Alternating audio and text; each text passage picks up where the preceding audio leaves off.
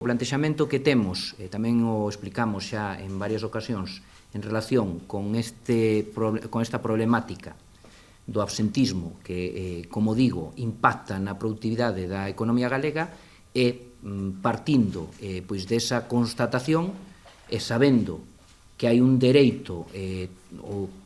totalmente lexítimo dos traballadores, que é o dereito, tamén nós somos traballadores por conta allea, a estar de baixa cando se dan unha enfermidade ou unha lesión, e que, lóxicamente, o sistema ten que cubrilo, ten que darlle unha cobertura económica, si creemos que, polos datos que reflicte o informe da afectación que ten en Galicia, sabedes que se falou destes 2.200 millóns, bueno, Santi dará os